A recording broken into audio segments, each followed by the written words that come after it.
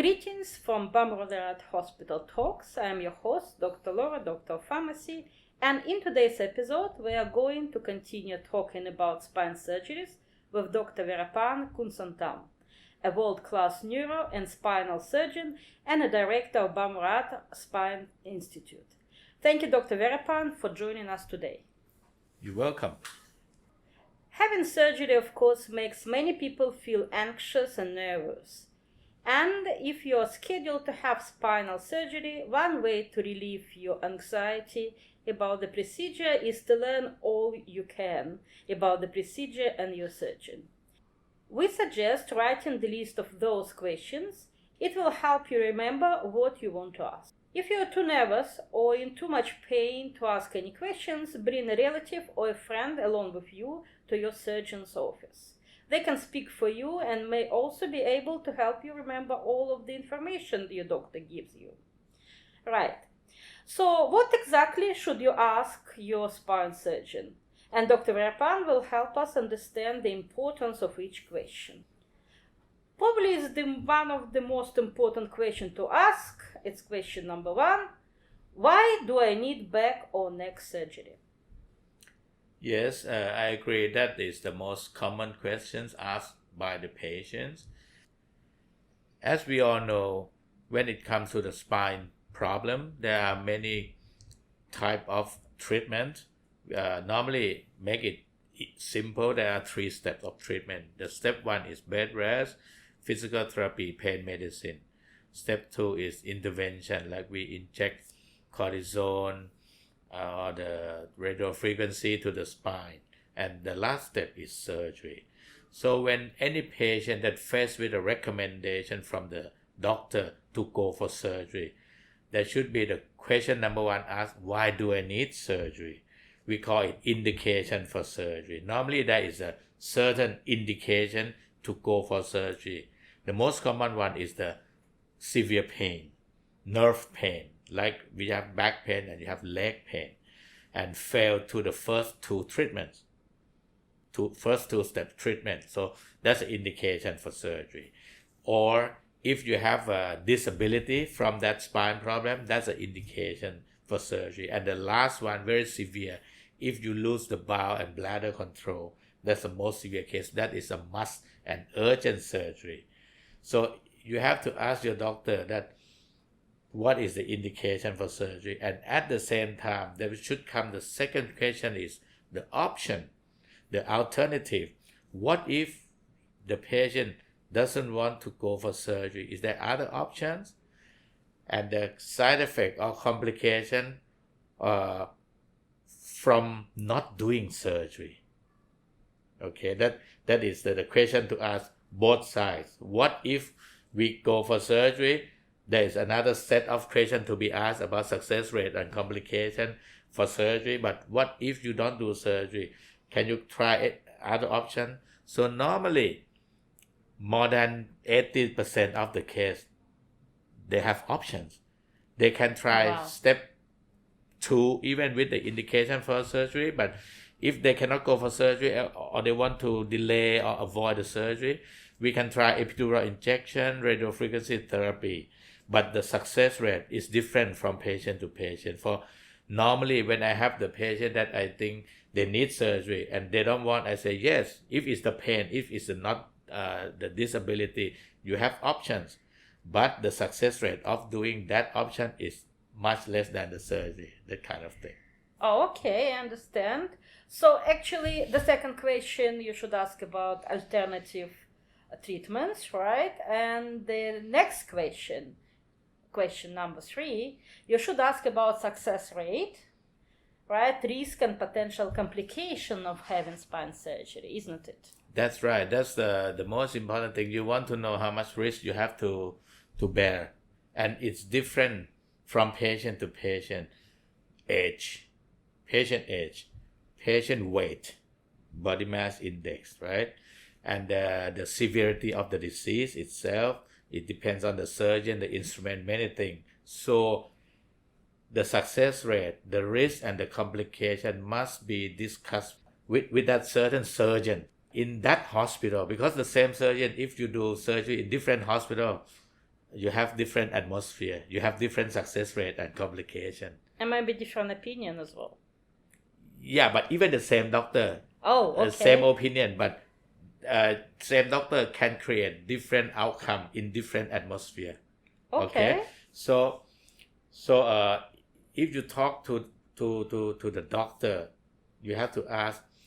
For example, at Bumrungrad, we have the statistic success rate. We collect every complication and calculate by percentage. So every risk and complication, we have even the document and we have percentage of that complication. And for this year, we even benchmark ourselves to the international hospital in Europe and in United States. Oh, this is That- amazing. That is another level of declaring the risk and complication. It's not the success rate, risk and complication from the textbook. It's our own statistic.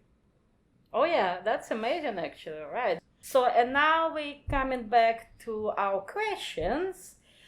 So the next question should be, what type of spine procedures are there and pros and cons? Yeah. Normally, maybe the patient asks this question before the success rate and risk and complication, because the success rate, risk and complication depends on the procedure. Okay. And depend on the surgeon. So the procedure, make it simple. There are two kind of procedure. If you have a pinched nerve to the neck, you have the radiating symptom to the arm. If it's from the lower back, you have radiating symptom down the leg. This is the most common. We just free the nerve. We call this decompression of the nerve, or if the disc compressed, we call this scectomy. This is common, okay? You don't have to put the implant. You don't have to put the screw. This is one type of surgery, which is less invasive, okay? And more than half of the surgery that we are doing, up to 60%, it's this kind of surgery. No implant needed, no screw needed. There are many types, right? We have microscope, but we don't do with our bare eye anymore, okay? But from bare eye, from the loop, from the microscope, and the least invasive and with a good visibility is with the endoscope. Okay. Right? So there are many type of procedure. So you have to ask that what kind of procedure that you're gonna have. It's not like, oh, I do small surgery. No, that is small surgery doesn't explain anything. You have to know exactly, doctor, are you using the microscope or just the loop or the endoscope? What kind of instrument? And that always leads to the next question that we will talk later, okay? And another type of surgery is the surgery that you have to put the implant, the screw most common, to fuse the joint. You have to discuss, is that necessary? Is that can be avoided? Because it means you lose one joint. Because once you fix one joint, you lose one mobility, the mobility from that joint. And the joint above and below will work harder, okay? So it has to be a must to go for fusion surgery. Okay, because it's like one piece, right? So that's right. You lose one mobile segment. No? That is the type of surgery that you're gonna have. The technique now with the screw or without the screw, with microscope or endoscope. You have to ask. You have to know exactly. So you have to ask about the instruments. You have to ask about what kind of techniques. So this is all important. Yeah. Okay, so the next question, and probably not a lot of people ask for it, but it's very important. You should ask about your surgeon's expertise. Yeah, actually, it may not sound like a common question to ask, but I have this kind of questions every day. Oh, okay. It's Bumrungrad, we have patients come all over the world, so they ask, doctor, how many surgeries you perform per year? Spine surgery, okay? Because I'm neurosurgeon. So this is myself. I'm not doing any more brain surgery. I do only the spine surgery. So I have to tell them I'm doing around 300 surgeries, spine surgeries a year. For example, 300, it's pretty much every day. I don't do it on weekend normally. we do 2 cases a day, and that as a surgeon, you cannot just read the book and perform one case and you call yourself expertise, right? So you have to keep doing surgery, and every case you do, you learn. Even with the mistake or the success, you learn. Okay, so when it comes to surgery, number of cases matters for that surgeon. Okay, Right. now, so you have to ask especially for the special or new procedure. Yeah. Am I your first case? Yeah, Kind of course. And probably to ask about this particular procedure, right? Yeah. Because if your neurosurgeon only does it like, 2 times a year, it's just not really reliable. Yeah, at Bumrungrad Spine, we have the system just implement this year that any spine surgeon perform the procedure, we control that if you don't perform enough cases in 1 year, that means you may need someone to do the surgery with you, the one that doing more. Okay. That kind of system that we just implement this year. This is a great system, doctor. Yeah, that is the security to the patient, right? Mm-hmm.